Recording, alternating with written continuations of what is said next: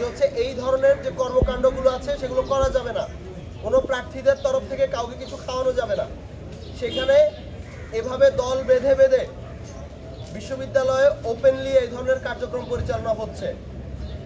বিশ্ববিদ্যালয় প্রশাসন তার আচরণবিধিতে স্পষ্ট বলেছিল যে এই ধরনের কোনো অভিযোগ যদি তারা নিজেরাও যাচাই করে দেখেন বা তাদের কাছে আসে বা তারাও যদি এগুলো দেখতে পারেন তাহলে তারা তার বিরুদ্ধে ব্যবস্থা নেবেন। আমরা দেখতে পাচ্ছি সোশ্যাল মিডিয়া থেকে শুরু করে প্রত্যেকটা জায়গায় এই অভিযোগগুলো আসলে প্রমাণসহ ঘুরছে, কিন্তু এখন পর্যন্ত বিশ্ববিদ্যালয় প্রশাসন কারো বিরুদ্ধে কোনো ধরনের ব্যবস্থা নেয়নি।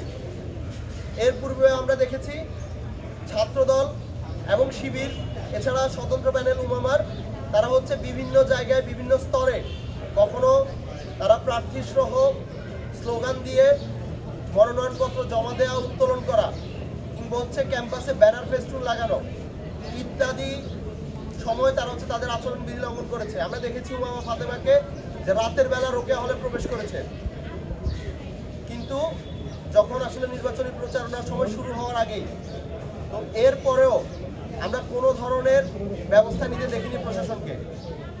এবং এই ধরনের কার্যক্রম নির্বাচন কতটুকু সুষ্ঠু হবে সে বিষয়ে আমাদেরকে আরও বেশি সন্দিহান করছে।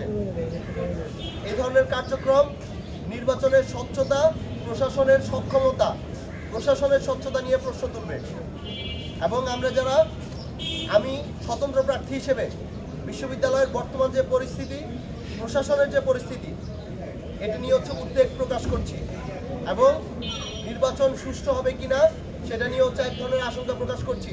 কারণ এই ধরনের প্যানেলগুলো তারা যদি নতুন করে কোনো ধরনের বিশৃঙ্খলা তৈরি করে, সেই ক্ষেত্রে বিশ্ববিদ্যালয়ের কি সেই সক্ষমতা আছে কিনা, সেই ক্যাপাবিলিটি আছে কিনা, এই ধরনের সমস্যাগুলোকে নিরসন করবে বা এই প্যানেলগুলোর বিরুদ্ধে কোনো ধরনের ব্যবস্থা নেবে।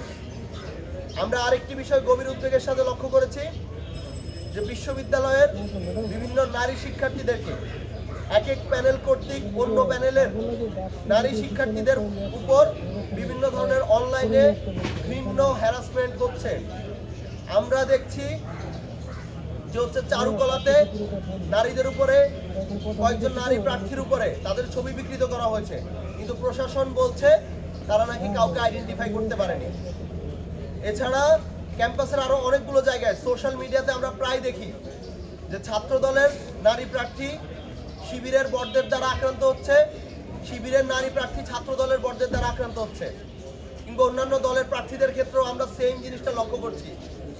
প্রশাসন প্রথমেই অনলাইনে তার বিভিন্ন কার্যক্রমগুলো নিয়ন্ত্রণ করার জন্য বিজ্ঞপ্তি প্রকাশ করলেও আমরা অনলাইনে এই ধরনের হ্যারাসমেন্টের বিরুদ্ধে প্রশাসনের কোনো ধরনের কোনো ব্যবস্থা নিতে দেখিনি।